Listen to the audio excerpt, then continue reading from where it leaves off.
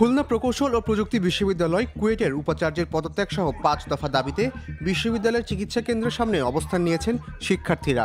19 ফেব্রুয়ারি সকাল 9টা থেকে তারা সেখানে অবস্থান করছেন। চিকিৎসা কেন্দ্রের দোতলায় চিকিৎসাধীন ভিসি মোহাম্মদ মাসুদ 18 ফেব্রুয়ারি রাতে কিছুটা অসুস্থ হয়ে পড়ায় তিনি সেখানে চিকিৎসা নিচ্ছেন।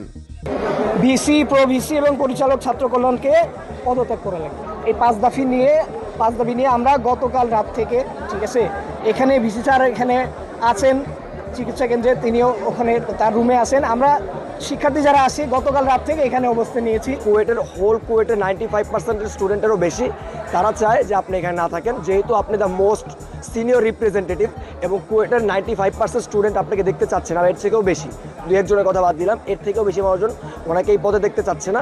এবং স্যারদের সাথে আমরা কথাটা খুব ভালো মতো বুঝিয়ে বলেছি, কিন্তু সমস্যা হচ্ছে দিন শেষে উনি যখন কিনা সব দিকে দেয়াল পিঠ থেকে গেছে, তখন উনি অন্যান্য সব দাবি মেনে নিয়েছে যে যাদেরকে বহিষ্কার করা আছে, যাদের ছাত্রত্ব বাতিল করা সেসব করবে, তিনি দায়ভার নেবে, সব করবেন, কিন্তু তিনি নিজের পদত্যাগের কথা বলতে রাজি না।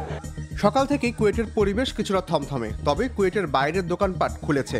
প্রধান ফটকের সামনেই আইন শৃঙ্খলা রক্ষাকারী বাহিনীর সদস্যরা অবস্থান নিয়েছেন।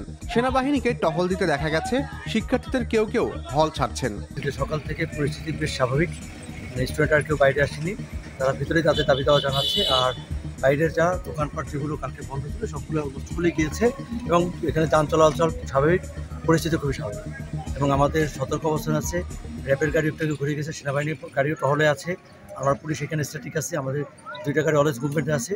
আমরা ছাত্রদের নিরাপত্তার জন্য যতখানি করা দরকার আমরা সেইটার জন্য চেষ্টা করে যাচ্ছি। শিক্ষার্থীদের 5 দফা দাবি হলো, বিশ্ববিদ্যালয়ের কেউ রাজনীতির সঙ্গে যুক্ত থাকতে পারবে না এবং থাকলে আজীবন বহিষ্কারের বিধান রেখে অধ্যাদেশ জারি। 18 জুলাই ঘটনার সঙ্গে জড়িত ব্যক্তিদের বিরুদ্ধে মামলা, বহিষ্কার সহ ব্যবস্থা নেওয়া। 28 ফেব্রুয়ারি পর্যন্ত ক্যাম্পাসের বাইরে সামরিক বাহিনীর সদস্যদের রাখা। আহত শিক্ষার্থীদের চিকিৎসার ব্যয় প্রশাসন থেকে বহন করা এবং ব্যর্থতার দায় স্বীকার করে ক্ষমা চেয়ে উপাচার্য, উপ উপাচার্য ও ছাত্র কল্যাণ পরিচালকের পদত্যাগ।